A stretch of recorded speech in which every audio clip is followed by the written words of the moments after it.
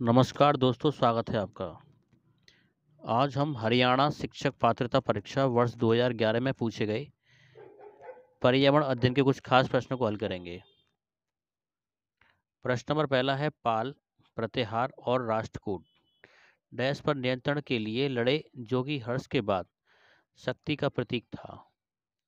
इसका सही उत्तर है दोस्तों option number B, Kannauj. Kannauj Pushyabhuti वंश के शासक हर्षवर्धन की राजधानी थी। अपनी भव्यता एवं सुंदर के कारण कन्नौज महोदय नगर के नाम से भी जाना जाता था। हर्ष की मृत्यु के बाद कन्नौज पर अधिकार को लेकर तीन महाशक्तियों बंगाल के पाल, गुजरात के गुर्जर और प्रतिहार एवं दक्षिण भारत के राष्ट्रकूट के बीच त्रिपक्षीय संघर्ष प्रारंभ हुआ। यह त्रिपक्षीय संघर्ष लगभग 200 वर्षों तक चला। इस संघर्ष के अंतिम सफलता गुर्जर प्रतिहार वंश को मिली। प्रश्न नंबर अगला है, धातु के अमलगम में दूसरा तत्व होता है। इसका सही उत्तर है दोस्तों ऑप्शन नंबर डी, पारा। धातु के अमलगम में दूसरा तत्व पारा होता है। प्रश्न नंबर अगला है, यदि किसी विलयन का pH 2 है तो यह है। इसका सही उत्तर होगा दोस्तों ऑप्शन नंबर सी, प्रबल अम्ल। pH किसी विलयन की अम्लता या क्षारता का मापन है।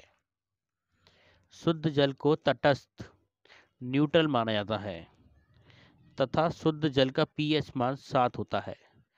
7 से कम pH मान वाले सॉल्यूशन को अम्लीय कहा जाता है तथा 7 से अधिक pH मान वाले सॉल्यूशन को क्षारीय कहा जाता है।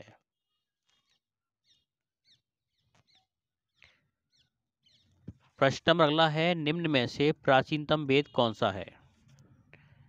इसका सही उत्तर है दोस्तों option number A, Rigveda. Rigveda सबसे प्राचीनतम वेद है। ऋग्वेद की रचना आर्यों द्वारा की गई। ऋग्वेद में इंद्र को प्रमुख देवता बताया गया है, जिसमें इंद्र के लिए 250 सूक्तों का उल्लेख है तथा अग्नि के लिए 200 सूक्तों का उल्लेख है। इस वेद में 10 मंडल तथा 1028 ऋचाएं हैं। प्रश्न नंबर अगला है, भारत में कहाँ सींग युक्त गेंडा मिलता है। इसका सही उत्तर है दोस्तों ऑप्शन नंबर बी, आसाम।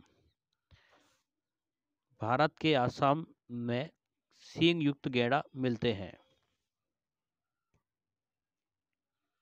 प्रश्न नंबर अगला है, एक उदासीन पिंड होता है। इसका सही उत्तर है दोस्तों केवल ऋणात्मक आवेश, कोई धनावेश नहीं। प्रश्न नंबर अगला है, गोवा के दक्षिण का पश्चिमी घाट कहलाता है। इसका सही उत्तर है दोस्तों ऑप्शन नंबर ए, मालाबार। गोवा के दक्षिण का पश्चिमी घाट मालाबार कहलाता है। प्रश्न नंबर अगला है, DDT है। इसका सही उत्तर है दोस्तों ऑप्शन नंबर बी, अन अपघटनीय प्रदूषक।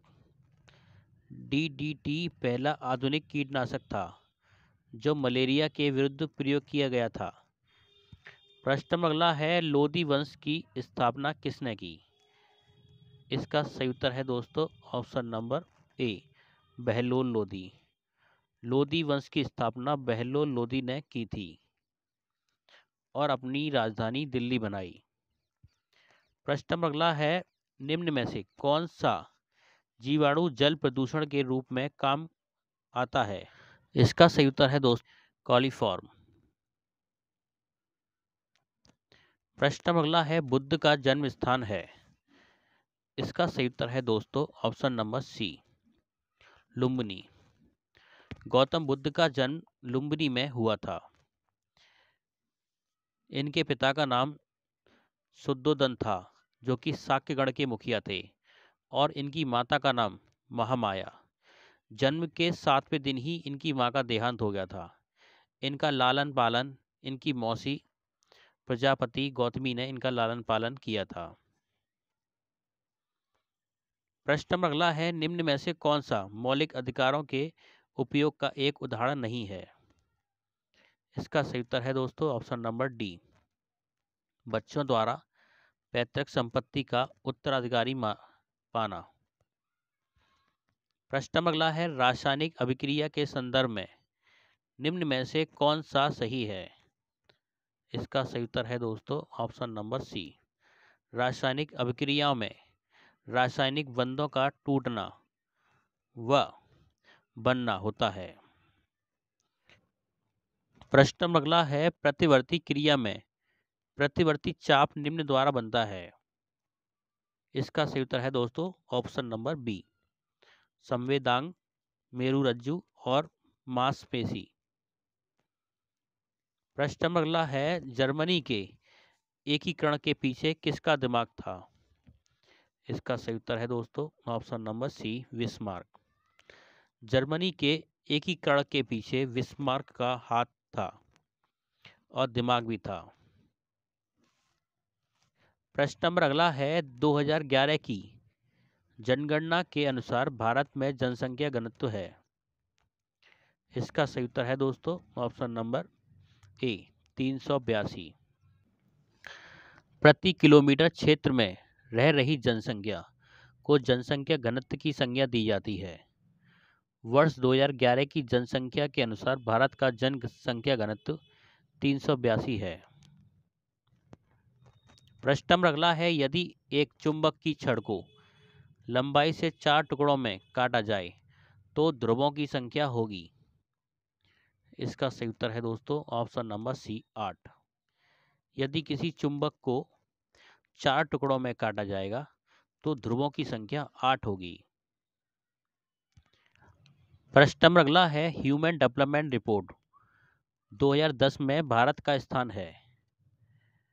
इसका सही उत्तर होगा दोस्तों option number B, 119। Human development report में 2010 में भारत का स्थान 119वां है। प्रश्न नंबर अगला है, माओवादी आक्रमण के कारण समाचारों में रहा दांतेवाड़ा अब स्थित है। इसका सही उत्तर है दोस्तों ऑप्शन नंबर बी, छत्तीसगढ़। माओवादी आक्रमण के कारण समाचार में रहा दांतेवाड़ा छत्तीसगढ़ से संबंधित है। प्रश्न नंबर अगला है, जनसंख्या मानव पूंजी बन जाती है जब निवेश किया जाता है। इसका सही उत्तर है दोस्तों शिक्षा में, प्रशिक्षण में, स्वास्थ्य सुविधाओं में, उपयुक्त सभी। इसका सही उत्तर हुआ दोस्तों ऑप्शन नंबर डी, उपयुक्त सभी। प्रश्न नंबर अगला है, भोजन पकाते समय कभी कभी बर्तन के पैने की बाहरी सतह काली हो जाती है, इसका अर्थ है। इसका सही उत्तर है दोस्तों ऑप्शन नंबर सी, ईंधन पूर्ण रूप से नहीं जल रहा है। जब ईंधन पूर्ण रूप से नहीं जल रहा होता है तो बर्तन के पैंदे की बाहरी सतह काली पड़ जाती है। प्रश्न नंबर अगला है, पैंक्रियाज अग्नाशय में होती है।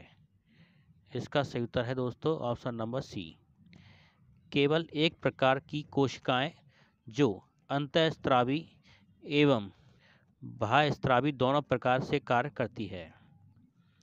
प्रश्न नंबर अगला है, भारत के मुख्य निर्वाचन आयुक्त हैं।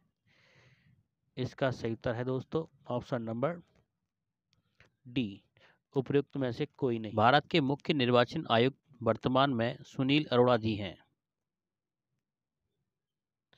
प्रश्न नंबर अगला है, एक ताजा अंडा शुद्ध पानी में डूब जाता है लेकिन नमक के संतृप्त विलयन में तैरता रहता है, इसका कारण है। इसका सही उत्तर है दोस्तों ऑप्शन नंबर सी, नमक के पानी का उच्च घनत्व। जब नमक के पानी का उच्च घनत्व होगा तो अंडा संतृप्त में डूबेगा नहीं बल्कि उसमें तैरता रहेगा। प्रश्न नंबर अगला है, निम्न में से किस विधि द्वारा प्रयोगशाला में ऑक्सीजन गैस बनाई जाती है? इसका सही उत्तर है दोस्तों ऑप्शन नंबर डी, ए और बी दोनों। प्रश्न नंबर अगला है, निम्न में से कौन संविधान सभा के सदस्य थे? इसका सही उत्तर है दोस्तों option number C, Shri Ranbir Singh Hooda. Shri Ranbir Singh Hooda संविधान सभा के सदस्य थे। प्रश्न नंबर अगला है, एक गेंद किसी वेग से ऊपर की ओर उछाली जाती है। इसका सही उत्तर हुआ दोस्तों, इसके द्वारा तय की गई कुल दूरी 100 मीटर होगी। यहाँ थोड़ा गलत लिख गया है, 120, यहाँ पर आपको लिखना है 100, और विस्थापन 0 होगा। प्रश्न नंबर अगला है, डैश को विज्ञान शिक्षण को अधिक प्रभावी बनाने की कुंजी माना जाता है। इसका सही उत्तर है दोस्तों ऑप्शन नंबर ए, प्रयोग। प्रयोग प्रयोग को विज्ञान शिक्षण को अधिक प्रभावी बनाने की कुंजी माना जाता है। जितना अधिक प्रयोग करोगे उतना ही अधिक विज्ञान में पारंगत हो जाओगे। प्रश्न नंबर अगला है, जैविक पर्यावरण में शामिल है। इसका सही उत्तर होगा दोस्तों उत्पादक, उपभोक्ता, अपघटक, ये सभी, उपरोक्त सभी। दोस्तों आपको हमारा वीडियो कैसा लगा, प्लीज़ वीडियो पर एक लाइक और वीडियो को शेयर करना ना भूलें। अगर आपने हमारा चैनल सब्सक्राइब नहीं किया तो प्लीज़ चैनल को सब्सक्राइब जरूर कर लें। धन्यवाद।